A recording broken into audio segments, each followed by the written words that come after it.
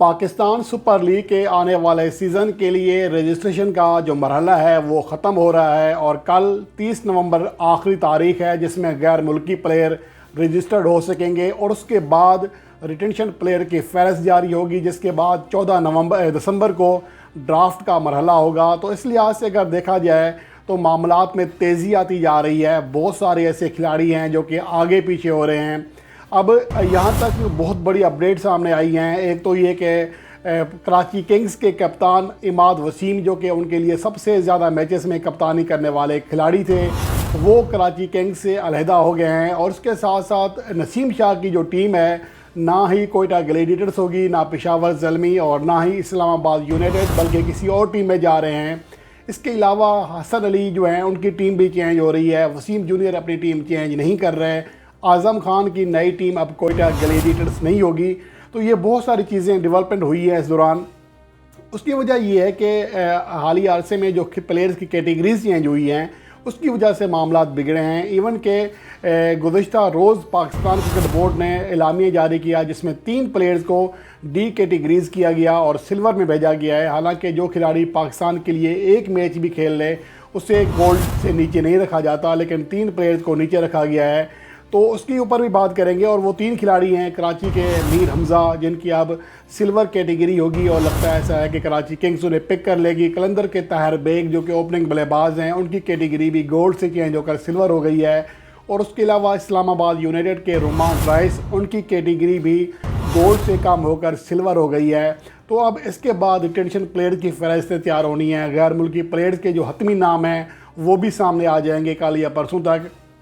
अब जो सूरत हाल है वो ये है कि एक तो नसीम शाह हार्ट केक बने हुए हैं।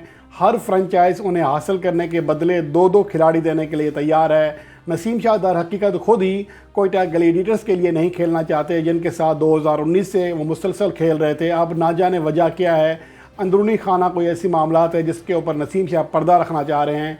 लेकिन बहरहाल उनका ये हतमी फ़ैसला है कि अब वो कोयटा ग्लेडिएटर्स के लिए नहीं खेलेंगे।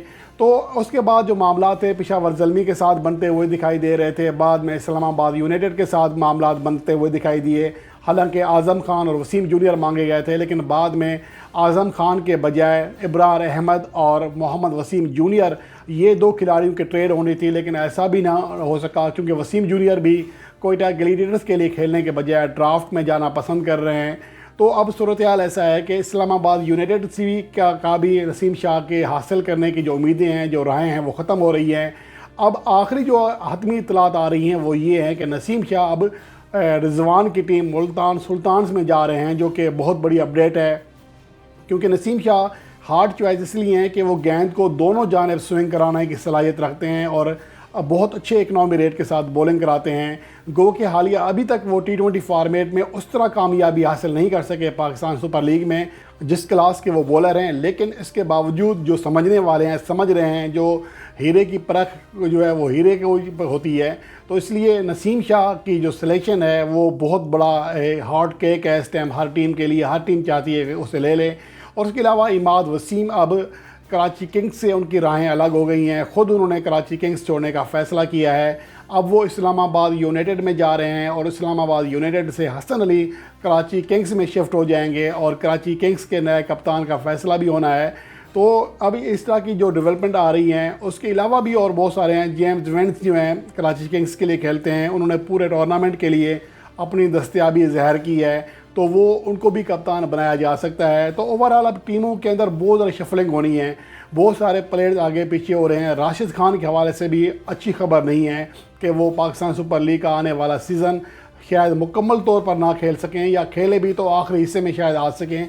वो अनफिट हैं और बैक बैच से भी अलग हो चुके हैं। तो ये मामला चल रहे हैं पाकिस्तान सुपर लीग में। और उसके अलावा जो अहम चीज़ है कि शान मसूद वो भी मुल्तान सुल्तान छोड़ रहे हैं, शायद वो भी कराची किंग्स में चले जाएंगे और उन्हें भी मुमकिन कप्तान के तौर पर देखा जा रहा है कराची किंग्स का। तो अब ये सूरत हाल बनी है। अब देखते हैं कि आगे आगे क्या होता है, क्योंकि ड्राफ्ट से पहले जब रिटेंशन प्लेयर्स की फ़हरिस्तें आनी हैं उससे पहले टीमों में बहुत ज़्यादा तब्दीलियाँ आ चुकी होंगी और हम सब उसी तब्दीलियों का वेट कर रहे हैं कि जैसे ही इसके हवाले से अपडेट सामने आती है वो तमाम चीज़ें आपके साथ शेयर की जाएंगी वर्ल्ड स्पोर्ट्स पर।